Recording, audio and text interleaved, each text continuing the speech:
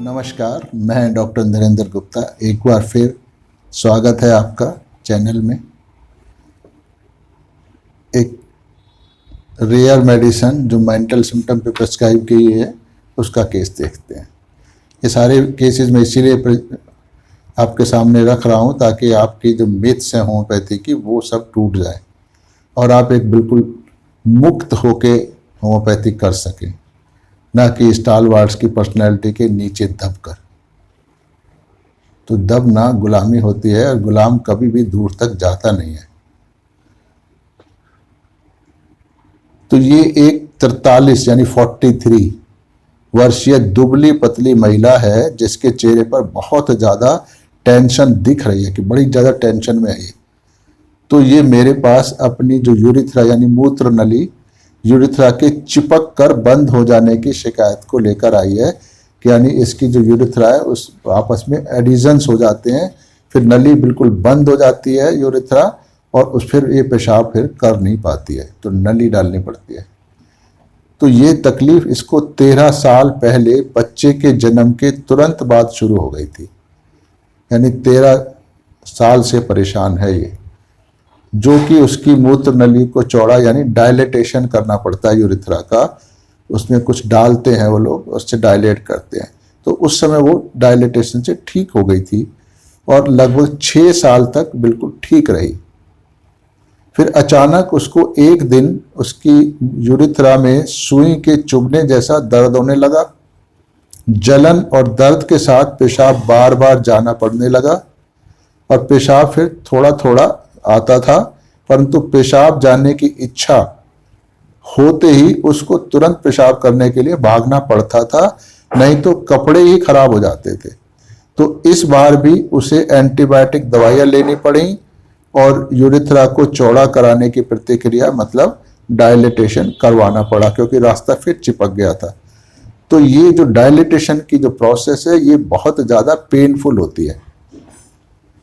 तो अब अगला दौरा लगभग 5 साल के बाद ही आ गया, यानी पहला 6 साल रही रहा तो अगला बार 5 साल के बाद आ गया।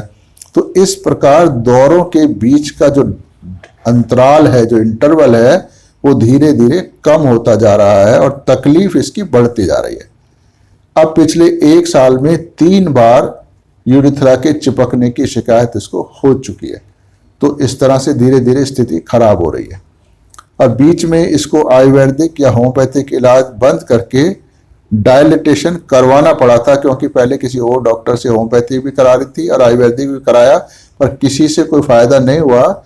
दोनों इलाज छोड़ के फिर इसको डायलिटेशन पे ही जाना पड़ा और एंटीबायोटिक दवाई खानी पड़ी थी। तो फिर ऐसे आयुर्वेदिक या होम्योपैथिक इलाज का क्या लाभ, जहां तुम्हारे इलाज के दौरान मरीज को वापस अपनी पुरानी पैथी यानी एलोपैथी में जाना पड़े और वही सब कराना पड़े जिससे तंग होके वो आपके पास आई थी। तो क्या ऐसा मरीज दोबारा हमारे पास लौट कर आ सकता है? कभी नहीं आ सकता, और ना ही वो अपनी जानकारी में किसी को भी होम्योपैथी लेने की सलाह देगा। तो इसलिए हमारी स्थिति खराब है होम्योपैथी की। तो हमें खुद को सुधारना है, ना कि सरकार से कहना है कि हमको भी मौका दो, हम भी कोविड-19 का केस ठीक कर सकते हैं, होम्योपैथी बहुत सफल है, हमने फलाने एपिडेमिक में ये काम किया था। इससे कुछ होने वाला नहीं है। उन दिनों जब एपिडेमिक की बात आप कर रहे हो, उन दिनों एलोपैथिक मेडिसिन्स उतनी ज़्यादा एडवांस नहीं थी। आजकल तो बहुत सारा एडवांसमेंट है, तो और आप वहीं के वहीं खड़े हो, तो इसलिए उसका एग्जाम्पल देना तो चलेगा नहीं। इसलिए किसी भी देश की सरकार ने होम्योपैथ को परमिशन नहीं दी। तो इससे कम से कम हमें इंट्रोस्पेक्शन करना चाहिए कि हम कहाँ खड़े हैं, कहाँ हमारी वीकनेस है, और उन वीकनेस को हटाकर आगे बढ़ने का प्रयास करें, इच्छा रखें, फिर प्रयास करें। तो डेफिनेटली होम्योपैथी जो इतनी महान साइंस है, जिसमें इतना महान पोटेंशियल है, उसको हम समझ पाएंगे, क्लिनिक में लगा पाएंगे। तो फिर हमें सरकारों से प्रार्थना नहीं करने की जरूरत पड़ेगी। फिर सरकारें हमारे पास आके रिक्वेस्ट करेंगी, होम्योपैथ जी आप आइए और देश के स्वास्थ्य की जिम्मेदारी उठाइए। ऐसा हो जाएगा, आपके ऊपर है। तो अब सर्जन ने उसको बताया कि प्रत्येक 3 महीने के बाद उसको डायलिटेशन करवाना ही पड़ेगा, कंडीशन इतनी खराब है। तो ये डायलिटेशन की प्रक्रिया बहुत पेनफुल होती है, क्योंकि यह उस स्थान को लोकल एनेस्थीसिया करके ही ये करना पड़ता है, जनरल एनेस्थीसिया में नहीं किया जाता है। परंतु रोगी पूरी तरह से होश में रहता है, क्योंकि जैसे जैसे मीनोपॉज का समय आता जाएगा वैसे वैसे यूरिथ्रा और सिकुड़ेगी और जल्दी जल्दी बंद हो जाया करेगी। तो यानी जल्दी जल्दी आपको डायलिटेशन करवाते रहना पड़ेगा। अब यही इलाज है, हमारे पास और कोई इलाज नहीं है। तो इन सब बातों से ये महिला बहुत ज्यादा घबराई हुई है। रोगी बताती है, ये किसी ने भेजा है मेरे पास, तो मेरे उस हिस्से में ही सारी कमजोरी आ गई है। जरा सी भी थकान होती है तो वहीं भारीपन होने लगता है, नीचे की तरफ दबाव पड़ना शुरू हो जाता है और मूत्र नली यूरिथ्रा में सुइयां सी चुभने लगती है और जलन के साथ पेशाब फिर बार बार जाना पड़ता है। तो इसमें एकदम से मैं सावधानी बरतना शुरू कर देती हूँ, पानी बहुत ज़्यादा पीने लगती हूँ, मेहनत बंद कर देती हूँ, फीका खाना शुरू कर देती हूँ, क्योंकि कहीं नली ना बंद हो जाए, क्योंकि तब तो बहुत ज़्यादा दर्द होता है, जान निकल जाती है और फिर ऑपरेशन के लिए तुरंत भागना पड़ता है और ऑपरेशन भी बहुत तकलीफदायक होता है। उसका दर्द तो बर्दाश्त करना भी मुश्किल हो जाता है। तो ये ऑर्डियल तो है ही, पर ये ऑर्डियल से आगे की बात है। तो अब पहले भी होम्योपैथिक आयुर्वेदिक करा चुकी थी, तो दूध का जला छाछ को होता है, तो मेरे से अब ये गारंटी चाहती है। तो वह पूरी तरह से गारंटी मिलने के बाद कि इलाज से वह पूरी तरह ठीक हो जाएगी और ऑपरेशन नहीं करवाना पड़ेगा, इलाज के लिए तैयार हुई। अन्यथा वो ये समझ कर आई थी कि मैं किसी अस्पताल में हूँ, यानी जिसने भी इसको रेफर किया है तो उससे ये गलत फहमी हो गई। उसे लगा कि मैं किसी अस्पताल में काम करता हूँ और इसकी मदद कर दूंगा और उसको किसी बड़े डॉक्टर को दिखा दूंगा जो उसको फिर ठीक कर देगा। तो मेरे ये समझाने पर कि वो पहले ही बड़े बड़े अस्पतालों में इलाज करवा कर ही तो मेरे पास आई है, अगर वो सब ठीक कर सकते तो कर देते आपको, पर जहां उसको कोई फायदा नहीं हो पाया था, इसीलिए मुझसे इलाज करवाएगी तो ठीक रहेगा, तब वो इलाज के लिए तैयार हुई। तो क्या मैं पूछता हूं कि क्या आपको किसी प्रकार का कोई टेंशन, कोई मेंटल प्रॉब्लम रहती है क्या? मुझे तो जी हर समय इस बीमारी की सोच रहती है कि अचानक से बीमारी बढ़ जाएगी और ऑपरेशन के लिए भागना पड़ेगा। मैं ऑपरेशन से नहीं डरती हूं, परंतु पहले तो बीमारी में बहुत दर्द होता है और ऑपरेशन तो बहुत ही ज्यादा तकलीफदायक होता है, वो समस्या है। तो जैसे दर्द की दहशत उसके चेहरे पर स्पष्ट झलक रही है और वो पूरे वार्तालाप के दौरान एक बार भी जरा सा भी मुस्कुराई तक नहीं है, तो इतना घबराई हुई ऑपरेशन से।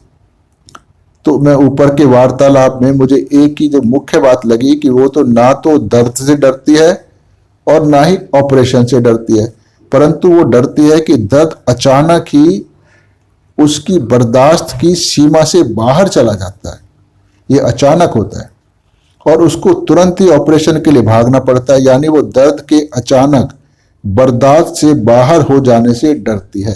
तो ये रूब्रिक है, fear of pain becoming unbearable. तो इतने छोटे से एक ही रूब्रिक के ऊपर इसको दवाई दी गई, एलियम सेपा 30, 3 खुराक 10-10 मिनट से उसको दे दी, क्योंकि उन दिनों में ऐसा ही दिया करता था। और दवाई खाने के तुरंत बाद ही उसकी मूत्र नली में जो जलन, चुभन, भारीपन हो रहा था वो एकदम शांत हो गया और थोड़ा सा दिमाग का बोझा भी उतर गया। उसके चेहरे की दंडाव की रेखाएं भी साफ दिख रही थी कि अब बहुत कम हो गई है और अपने अंदर वो एक स्फूर्ति, फ्रेशनेस अनुभव करने लगी। उसके शब्द थे, मुझे अब लग रहा है कि अब बाबा जी की कृपा से मैं बिल्कुल ठीक जगह पर आ गई हूं। अब मुझको विश्वास हो गया है कि मैं आपकी दवाई से ठीक हो जाऊंगी। ये बाबा जी माने राधा स्वामी, उनके गुरु हैं, तो उनकी कृपा से आ गई, ऐसा इसको लग रहा है। यहां ये ध्यान देने की बात है कि उसका डर अब आशा और विश्वास में बदल गया है। तो यही सकारात्मकता है जो उसको ठीक करेगी। तो इस प्रकार प्रत्येक हफ्ते उसका पति दवाई लेने आता रहा, क्योंकि निरंतर उसकी सेहत में सुधार होता जा रहा था। और इसका आना संभव नहीं था, क्योंकि ये मेरे क्लिनिक से बहुत दूर रहते हैं और इनके पास आने जाने का कोई साधन नहीं है, इसलिए इसका पति आता था। अब 6 महीने के पश्चात उसको मैंने इलाज बंद किया और कहा कि जब भी आपको कोई भी तकलीफ महसूस हो, क्योंकि अभी आपको कोई तकलीफ महसूस नहीं हुई है 6 महीने से, जब भी हो तभी मेरे पास आ जाना। अब मैंने तो एक ही रूब्रिक लिया, लेकिन इससे मिलते जुलते बहुत सारे रूब्रिक हैं। वो क्या है वो बताता हूँ। Fear suffering of, fear pain of, fear extravagance of, impatience pain from, fear ordeal of, fear pain of the pain unbearable that the pain will become unbearable। तो ये सारे रूब्रिकों में से मैंने ये चुना था। क्यों चुना था? जैसे फियर ऑफ सफरिंग से, तो जो सफरिंग होती है, जो पहले यहां लिखा हुआ है, पहले मैं वो आपको पढ़ के सुनाता हूं, फिर मैं अपने आप अलग से व्याख्या करूंगा। फियर माने डर, किसी चीज के परिणाम स्वरूप होने वाले नुकसान और कुछ अप्रिय घटित होने के एहसास के कारण मन में अत्यधिक असुविधा और बेचैनी का एहसास होता है। जैसे सामने शेर खड़ा है तो हमें डर है कि शेर हमें खा जाएगा। अगर हमारे मन में ऐसा कोई विचार ना आए तो फिर शेर को देखकर उसके प्रति कोई भी प्रतिक्रिया हम करेंगे ही नहीं, यानी डर हमारा मन में आएगा नहीं। क्योंकि छोटा बच्चा जिसे शेर के बारे में कुछ मालूम नहीं होता है, वो उससे डरता नहीं है। और अगर शेर पिंजरे में बंद है तो हमें पूरा विश्वास है कि पिंजरे से बाहर नहीं निकल सकता, तो फिर हम भी नहीं डरते हैं शेर से। क्योंकि डर हमेशा किसी अप्रिय घटना के घटित होने की संभावना के कारण ही पैदा होता है, और डर के कारण का व्यक्ति को पता भी होता है। तो इस केस में ये डर उसको पता था कि ऐसे बंद होगा, ऐसे नली होगी, तो ये फियर हुआ। और सफरिंग क्या होती है? सफरिंग बहुत तेज परेशानी, तेज दर्द नहीं होती है, मामूली सी एक किस्म की असुविधाएं जैसी होती है, थोड़ा सा कष्ट जैसा होता है। कि जैसे मान लो एक कुर्सी है, हार्ड कुर्सी है, उसको आपके ऊपर आपको उसको 1 घंटा 2 घंटा बैठना पड़ा, तो उसमें उतना कंफर्टेबल आप नहीं बैठ पा रहे थे जितना कि आप एक अच्छे सोफे वाली कुर्सी पे बैठ पाते हो। तो वो फिर आपको उसको सिर्फ परेशानियां कहते हैं, सफरिंग, कि आपको आधा घंटा में जो तकलीफें झेलनी पड़ी वो सफरिंग है।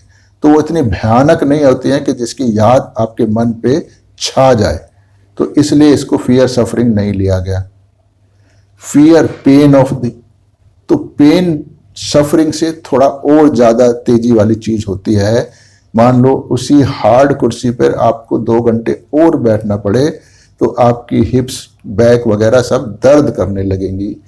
पर वो दर्द भी जब आप उठ जाओगे तो कुछ ही घंटों में आपका वो दर्द खत्म हो जाता है, तो उसकी याद भी आपके मन पे बहुत ज्यादा नहीं रहती है, क्योंकि उसकी तीव्रता उतनी ज्यादा नहीं है। एक्स्ट्रावेगेंस ऑफ, अब वो मरीज जो आ रही है पहले 6 साल, फिर 5 साल, फिर हर 2-3 महीने के बाद ऐसे उसको होता जा रहा है, पीरियड घटता जा रहा है और तकलीफ की मात्रा बढ़ती जा रही है, ये तो है।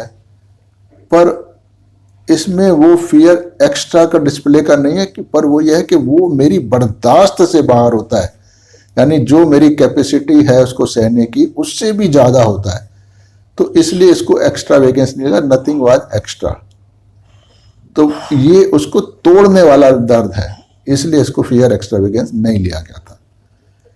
इम्पेशेंस पेन फ्रॉम, तो पेन में आते ही वो बेचैन उठती है कि उसका जल्दी से पेन हटाओ। तो पर यहां जल्दी की बात नहीं है, यहां तो उसके दिमाग में दहशत है कि ये इतना बढ़ जाएगा, क्योंकि पहले ऐसे अनुभव हैं उसको जो बर्दाश्त नहीं होगा।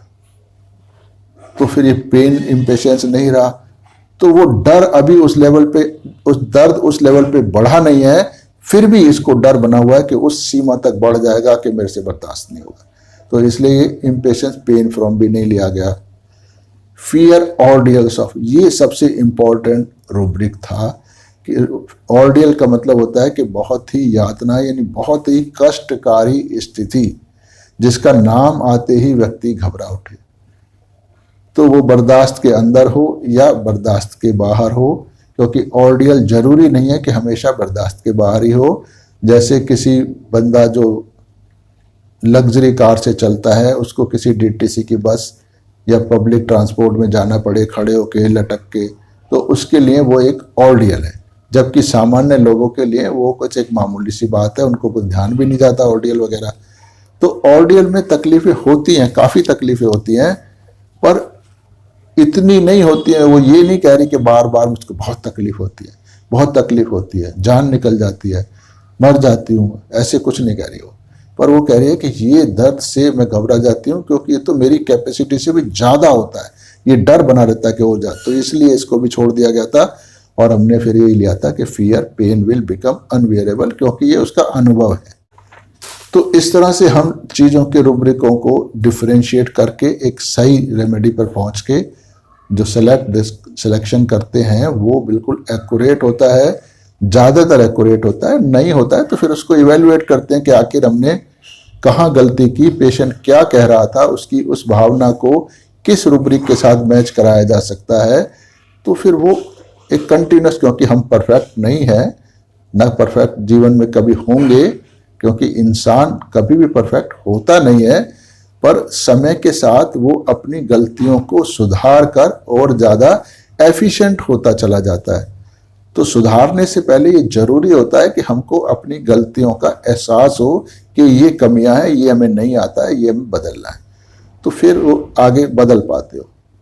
तो इसी तरह हम लोग करते हैं कि जब पेशेंट सही नहीं होते हैं तो उसको देखते हैं कि हमने क्या मरीज ने बोला और हमने उसको क्या समझ लिया, ताकि हमारी मेडिसिन लगी नहीं। तो ऐसे सुधार होता है। तो बिल्कुल एलियम सेपा, जबकि हम कभी सपने में भी इस किस्म की बीमारी के लिए नहीं सोच सकते हैं। मैं भी नहीं सोचता, अगर मैं टोटली माइंड चैप्टर पे नहीं चल रहा होता तो मैं भी कहीं ना कहीं इन्फ्लेमेशन वगैरह की बात कर रहा होता। Thank you for watching the video. धन्यवाद। इसको शेयर करें ताकि होम्योपैथी के मिथ्स और मिसकॉन्सेप्शंस खत्म हों।